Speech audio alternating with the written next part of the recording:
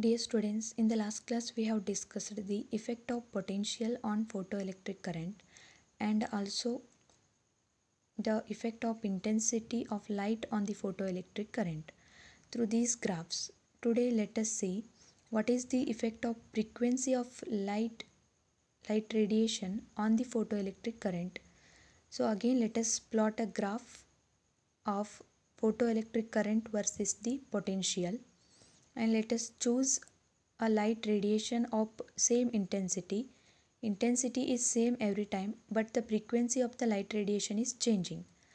The variation of photoelectric current with collector plate potential is studied for radiation of different frequencies nu1, nu2 and nu3, but same intensity every time. The results obtained are as shown in the figure. From the graph, it is found that the value of stopping potential is different for radiation of different frequency. So along the x-axis we have taken the stopping potential. That stopping potential value is different for different frequency.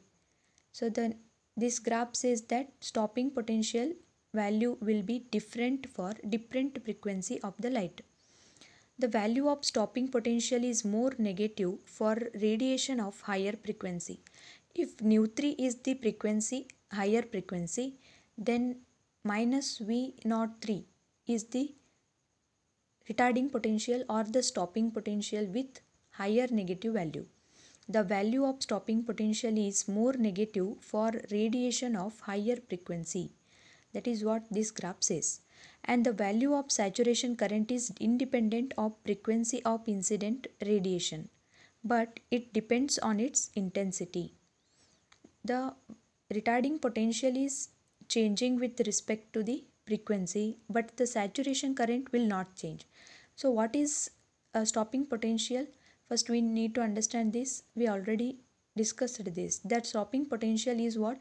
It is the minimum negative potential given to the collector plate A so that the photoelectric current through the circuit becomes zero.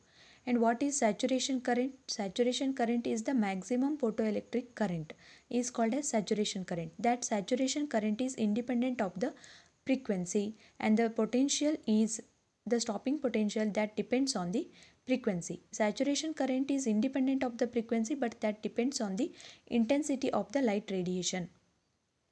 This is what effect of frequency of incident radiation. Next, instead of a single metal here, let us consider two metals and let us plot a graph of stopping potential versus frequency of the radiation. If we plot a graph between stopping potential and frequency of incident radiation for two different metals A and B, we get graph as shown in the figure. From the graph, we note that for a given photosensitive material, the stopping potential varies linearly with frequency of the incident radiation. Along the x-axis we have taken frequency, and along the y-axis we have taken stopping potential, and here we have considered two photosensitive materials or two metals called as metal A and metal B. If we plot the graph of stopping potential versus frequency, the nature of the graph is linear for different frequencies. For a given photosensitive material, there is certain minimum and cutoff frequency or threshold frequency for which stopping potential is 0. For every light, there is a minimum frequency and for which stopping potential is 0. Stopping potential means the photoelectric current becomes 0. Stopping potential is the potential at which photoelectric current becomes 0, and the stopping potential is 0 for certain amount of frequency. That frequency is called as threshold frequency. So threshold frequency is defined like this. For a given metal, there exists certain minimum frequency of the incident radiation below which no emission of photoelectrons takes place. This minimum frequency is called threshold frequency. For every light, there is a minimum frequency. That minimum frequency is called as threshold frequency. Below threshold frequency, of incident radiation, no emission of photoelectrons.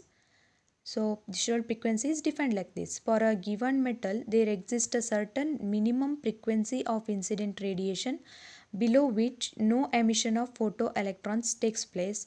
This minimum frequency is called threshold frequency. From all the above experiment, it is found that if frequency of radiation is more than the threshold frequency, photoelectrons emission starts instantaneously, even if incident radiation is very dim. So the emission of photoelectron, that depends on what this sentence says, that this statement says that the emission of photoelectron, that depends on the frequency or threshold frequency of the light radiation, and it is independent of how dark the light is. Even if the incident light is very dim, but the frequency of the light is sufficient, that is threshold frequency is there, then the emission of electrons is taking place in the metal. So from all these experiments, let us define some laws here, that is law of photoelectronic emission. For a given metal, there exists certain minimum frequency of incident radiation below which no emission of photoelectrons takes place. This minimum frequency is called threshold frequency. So already we know this threshold frequency. Threshold frequency is the minimum frequency of the light radiation below which no emission of the photoelectrons takes place. That frequency is called as threshold frequency. Next, for a given metal and frequency of incident radiation, number of photoelectrons ejected per second is directly proportional to intensity of incident radiation. The number of photoelectrons ejecting from the metal per second are directly proportional to intensity of the incident radiation. And above the threshold frequency, maximum kinetic energy of emitted photoelectron increases linearly with frequency of incident radiation, but it is independent of its intensity.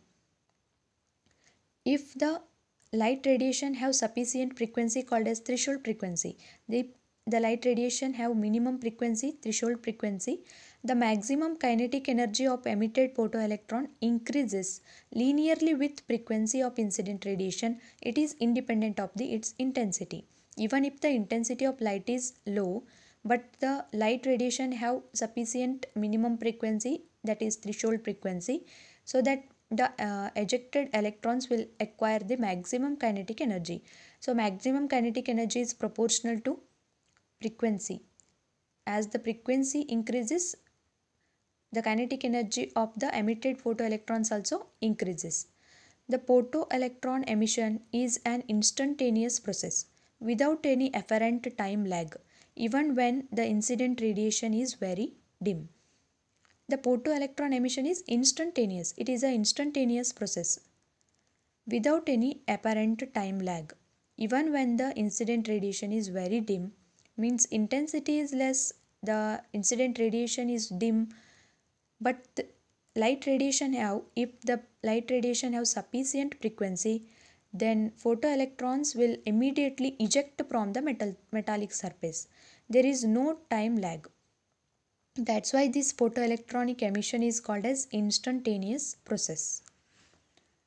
So we learnt about this law, that is photoelectronic emission. From this we conclude that the light, it also acts as a particle. How? Now let's see, that is how the wave theory of light has failed. Failure of wave theory of light. The phenomenon of photoelectric effect could not be explained by the wave theory of light. The first point is, wave theory of light could not explain the phenomenon called as photoelectric effect. The calculation shows that if light is a wave, it would require several hours or days for photoelectron to be emitted. But experimentally it is observed that photoelectrons emission is instantaneous. Just now we discussed the point that photoelectronic emission is an instantaneous process. As soon as the light radiation with the threshold frequency falls on the metallic surface, the photoelectrons will emit from the metallic surface. So it is an instantaneous process. If we consider light as a wave, if it is a wave, means light has a wave nature. If it is a wave, it takes several hours or days for emission, photoelectron emission. This is how the wave theory of light failed. Another point is, if light is a wave, maximum kinetic energy of photoelectron should not depend on frequency, but it should increase with increase in intensity. In wave theory, we know that the maximum kinetic energy of photoelectron should not depends on the frequency. In the wave, the speed will depends on the intensity. As the intensity increases, speed increases. But here, as we are considering the light as a particle and the photoelectrons emitted whose kinetic energy is depending on which factor? Frequency. It is not depending on the intensity. The light is a wave. If we consider light as a wave, maximum kinetic energy of photoelectrons should not depend on frequency, but it should depend with intensity. It depends on the intensity. But experiment shows that maximum kinetic energy of photoelectron increases with frequency, but it does not depend on intensity. From the photoelectric effect, from these experiments, from these observation, we have concluded that kinetic energy of the photoelectron that depends on the frequency of the incident radiation, not on the intensity. This is again how the wave theory of light has failed from this point. And another point is there. According to wave theory, a sufficiently intense beam of incident light should be able to impart enough energy to the electrons for their ejection. So threshold frequency should not exist, but experiment shows that there is a threshold frequency for photoelectron emission. According to wave theory, whenever the light with the high intensity or a high intense beam falls on a metallic surface, that high intense beam will transfer the energy to electrons so that electrons will emit. Then why this term called as threshold frequency is necessary? But from these experiments, as we have observed these experiment, photoelectric effect, Lenard's observation, these all observation tell us that there is a term called as threshold frequency. Every light radiation have certain minimum amount of frequency called as threshold frequency, below which no emission of the electrons takes place. Again, the wave theory failed from this point. So this is how wave theory of light has failed. Next is Einstein's photoelectric equation. Based on Max Planck's theory, Max Planck's quantum hypothesis, Albert Einstein developed a new theory to explain photoelectric effect. Photoelectric effect is also explained by Albert Einstein. He gave his specific equation, that is Einstein's photoelectric equation. According to this theory, according to Einstein's photoelectric theory, light energy emitted or absorbed in the form of quanta, packet of energy. A quantum of light was named by him as a photon. Einstein named those packet of energies as a photon. The meaning of this statement is, if you consider light as a continuous source, instead of light, let us compare this to the water. If there is a continuous flow of water, that is the continuous source.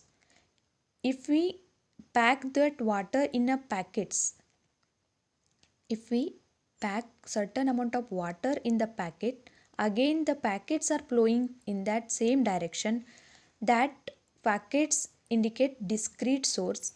If we, instead of packet, if we use continuous flow of water, that is continuous source. Instead of water, if we pack the water in packets, that is discrete source. So Einstein said that whatever the light energy emitted or absorbed, it is in the form of quanta, that is nothing but packet of energy. Light is also in the form of packets, packet full of energy. So that packet of energy is called as quanta, and he named those light quantum as a photon. A quantum of light was named by him as a photon. Photons are nothing but packet of energy, light quantum. Energy associated with each photon is equal to h nu, and he gave the expression for energy of the photons, where photons are nothing but packets of light energy. Light is filled or packed in the form of pockets. He imagined like this. He gave his theory like this. Now the light source, whatever falling on a metallic plate, as we have considered, whenever the light radiation falls on the metallic surface, electrons or negatively charged particles will emit. That is nothing but photoelectric effect. And he gave his theory like this: whatever the light source falling on the metallic surface is in the form of discrete form. That discrete form or each packet of light is, he called them as a photons, and the energy of that photon is equals to h nu. E is equals to h nu, where h is the Planck's constant, nu is frequency of the light. When light is incident on a metal, photons having energy h nu collide with electrons at the surface of the metal. That light incident on a metal, photons having energy h nu collide with electron at the surface of the metal.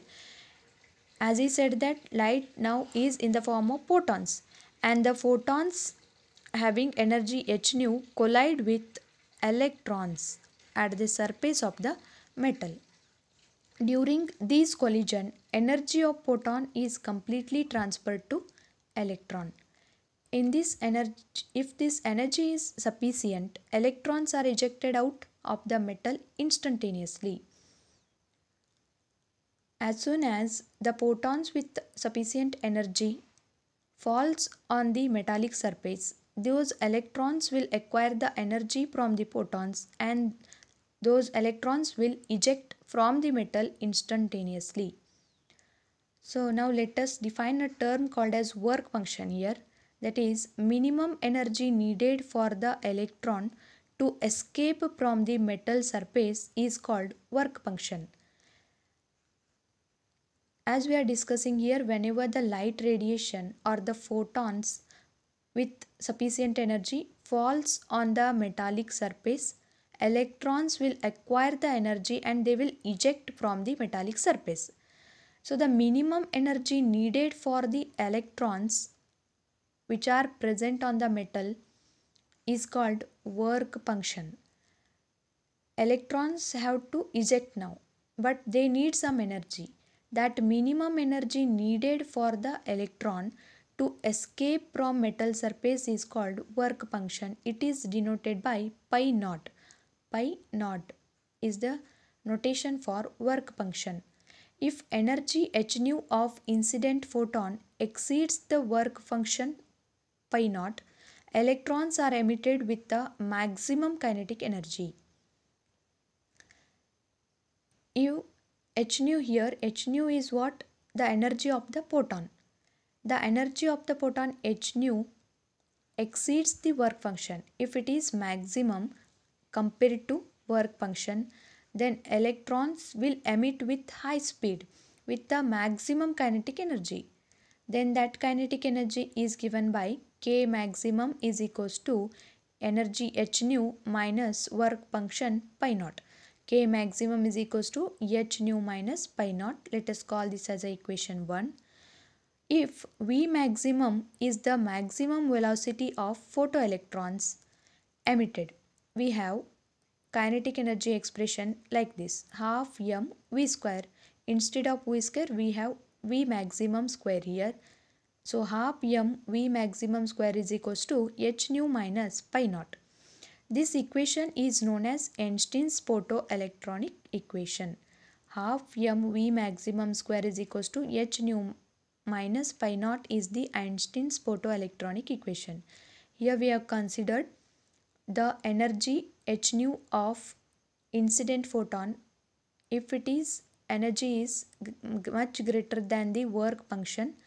Electrons the electrons which are emitted from the metallic surface will move with the maximum kinetic energy, and that kinetic energy is given by energy of the photon h nu minus work function pi naught. And velocity of the photoelectrons is maximum. If it is maximum, it is given by V maximum. Then expression for kinetic energy we will write like this: half m v square. Instead of v square, we will write V maximum square is equals to h nu minus pi naught. This equation is known as Einstein's photoelectronic equation. Since K maximum is positive, so if we want K maximum as a positive, h nu must be greater than pi naught. The bigger magnitude minus smaller magnitude gives the positive factor here. So K is a positive. Since K is positive, emission of photoelectron is possible only if h nu is greater than pi naught. The minimum energy of incident photon required for photoelectron emission is h nu is equals to pi naught, where nu naught is threshold frequency. H nu naught is equals to pi naught, where nu naught is threshold frequency. Threshold frequency is the minimum frequency of the light radiation below which there is no emission of the photoelectrons, and the minimum energy of incident photon required for photoelectron emission is h nu naught is equals to pi naught, where nu naught is the threshold frequency.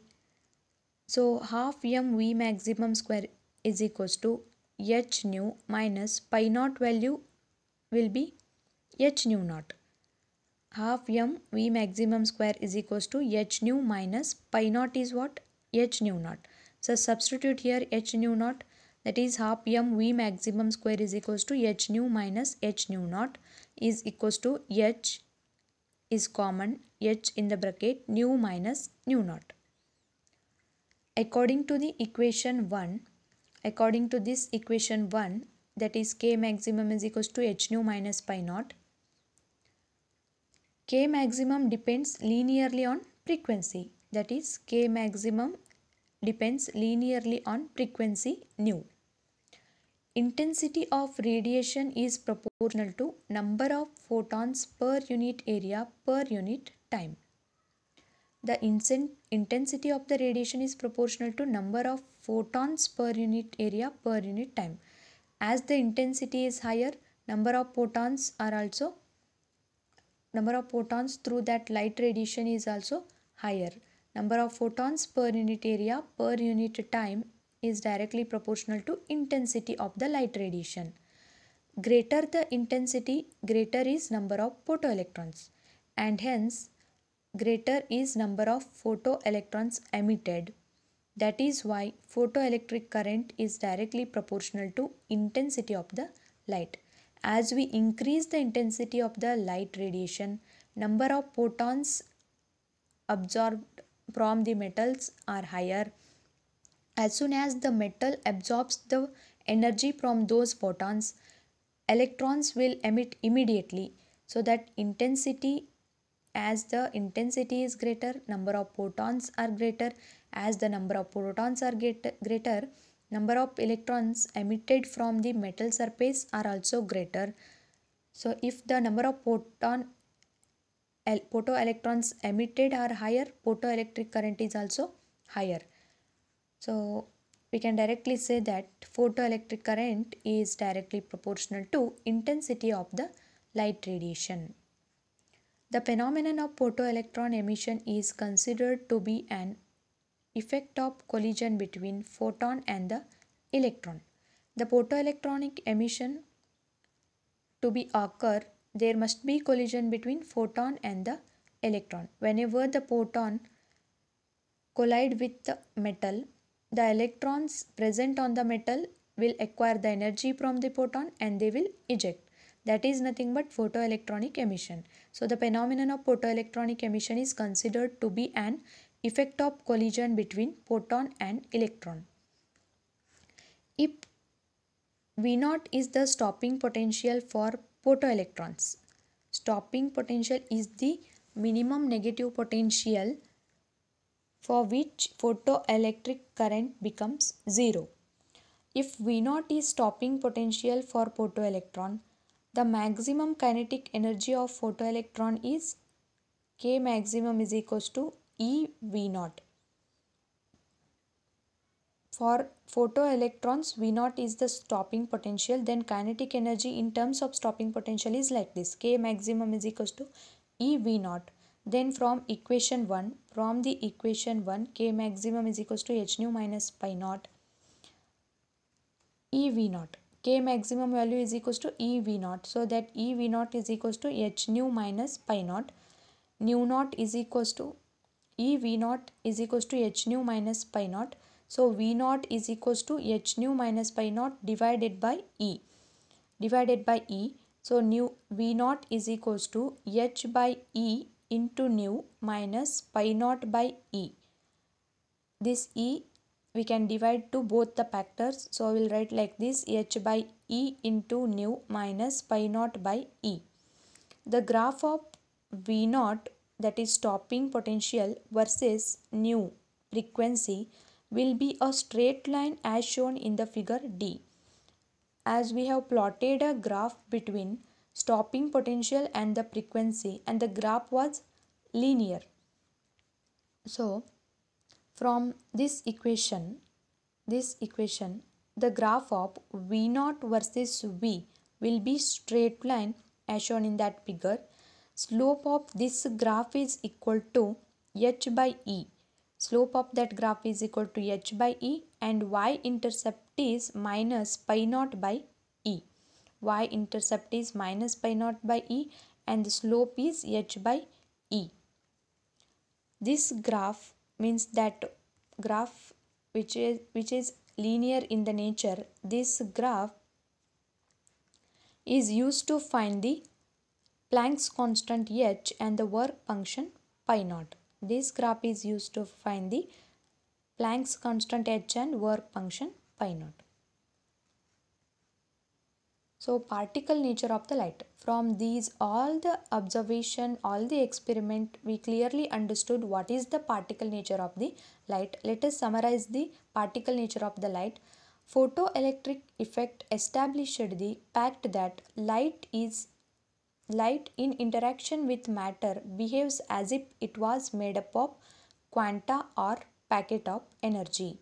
Whenever the light radiation that falls on a surface or a matter, that light acting like what? That light is acting like a packet of energy.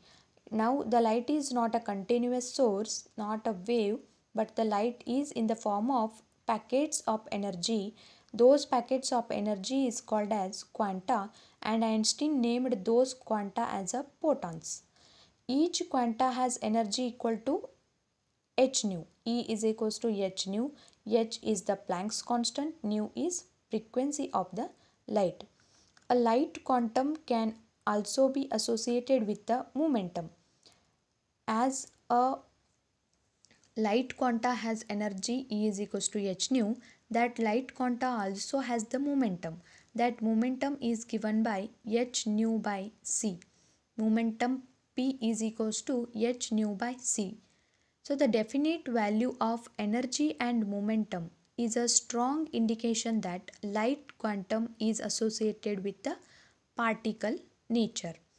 So these two factors, that light quanta, the packet of energy, have a definite energy called as h nu, and also have definite momentum. It also associated with the momentum called as h nu by c.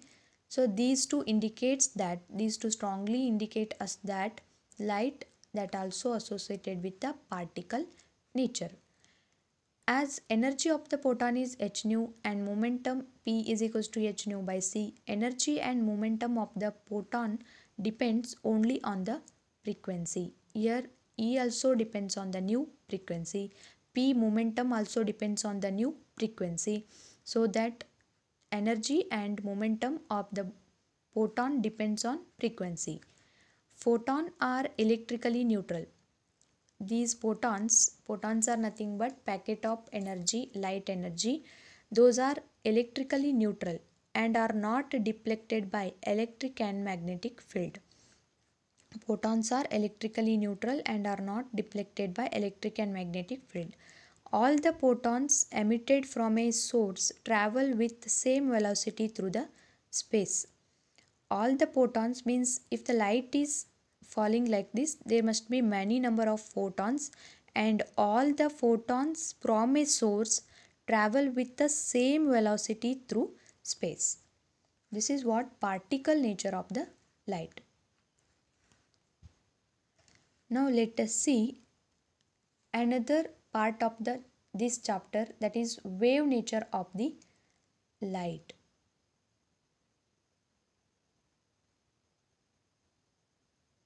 Wave nature of the matter. Sorry, it is wave nature of the matter.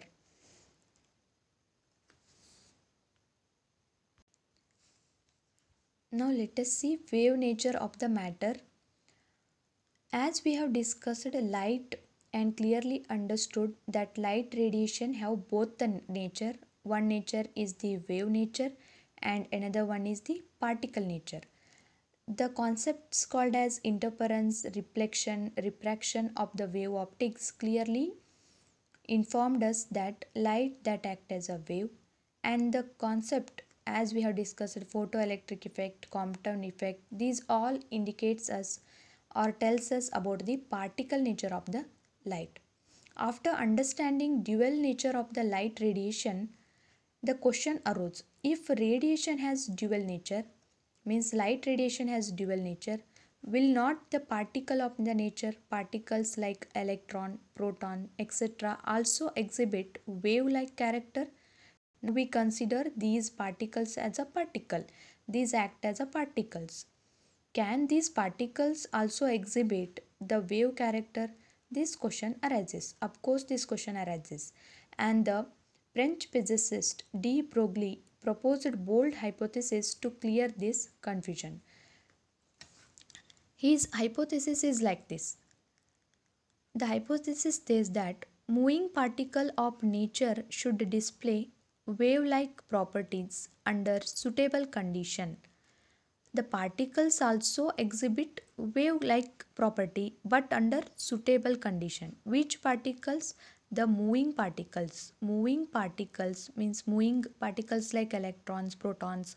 Moving particles of nature should display wave-like properties under suitable condition. The wave nature associated with matter particle is called matter wave or de Broglie wave. The wave nature associated with matter particle is called matter wave or de Broglie wave. As he is saying that his hypothesis is saying that matter also or a particle also act like a wave, and the matter associated with the wave, so that the wave nature of the matter is called as matter wave. As de Broglie's hypothesis says this factor, so that wave is also called as de Broglie wave. De Broglie gave this idea under important consideration. He clearly told that moving particles, they of course act like a wave but under suitable condition. So he considered he gave this idea under some considerations. Those considerations are: nature is symmetrical. The two basic physical entities of nature are matter and energy. He is saying that he considered two factors, that nature is symmetrical. Nature is symmetrical everywhere, and the nature is made up of matter, and each matter or each particle have energy. So these two are the physical entities made the nature. Nature is symmetrical. Two physical entities of nature are matter and the energy. If energy radiation exhibit dual nature, matter also must exhibit dual nature. As nature is made up of matters and the energy, as the light radiation with energy exhibit dual nature, why can't the matter also exhibit this dual nature? he on the basis of this idea, he gave this hypothesis. That hypothesis is moving particle of nature should display wave-like property under suitable condition. So what is that de Broglie wavelength? De Broglie wavelength is the wave associated with the matter is called as de Broglie wave. So as we are talking about a wave, we must have to know wavelength also. So de Broglie wavelength. A photon of frequency nu and wavelength lambda always travel with a velocity equal to velocity of light c. Photon of frequency nu and wavelength lambda always travel with the speed of the light c.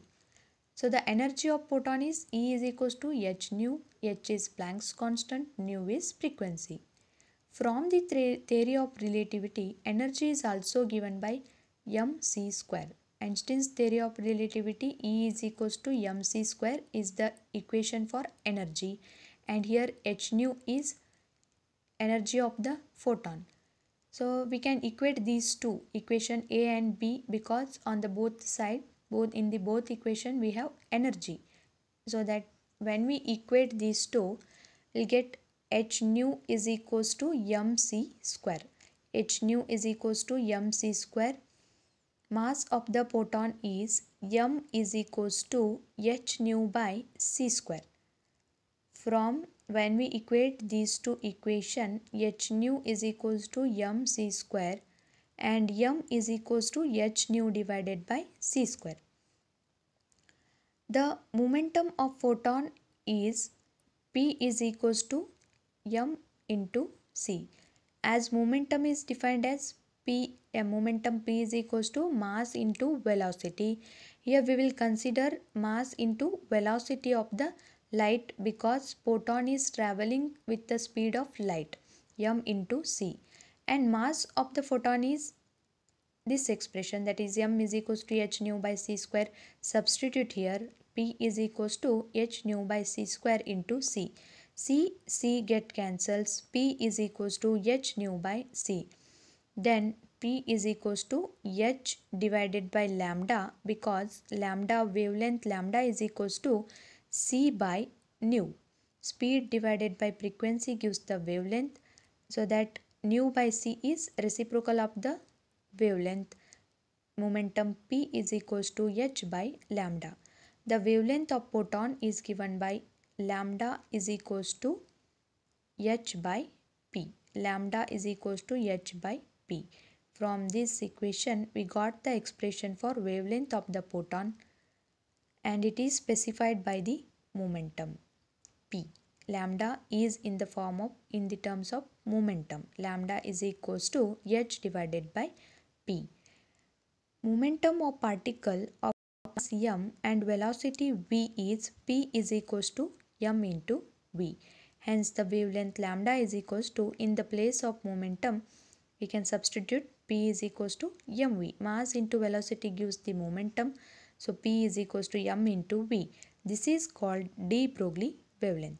Expression for de Broglie wavelength, lambda is equals to h divided by m into v. This is called de Broglie wavelength. In this, let us consider two cases here. In the first case, let us express the wavelength lambda in terms of kinetic energy. So kinetic energy expression we already know, that is kinetic energy k is equals to half mv square.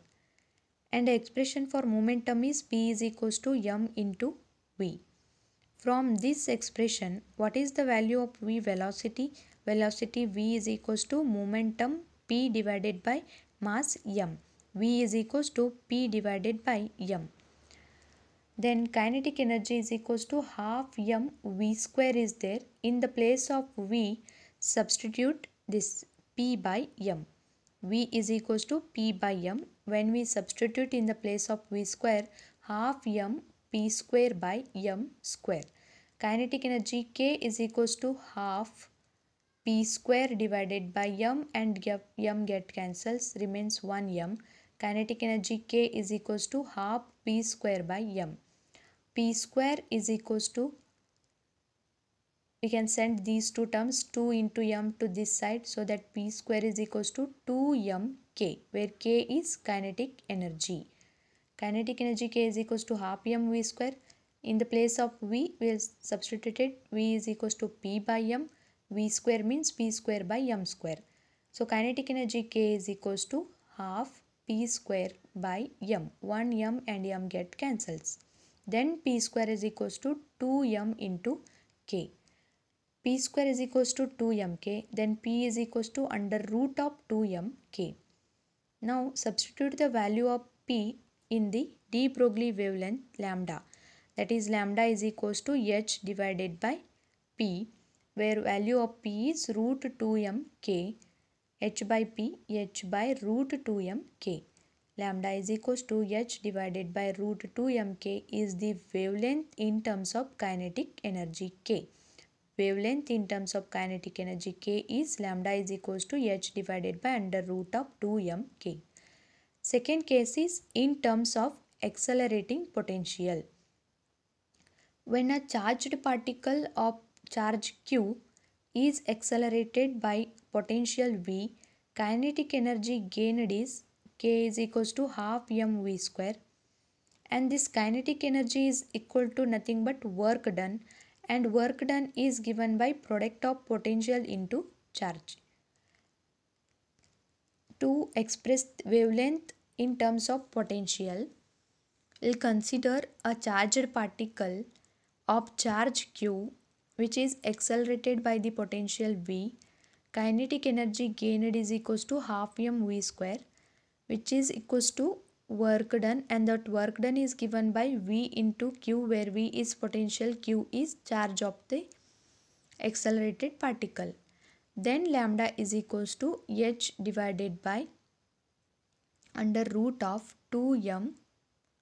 In the place of k, that is kinetic energy k, substitute v into q.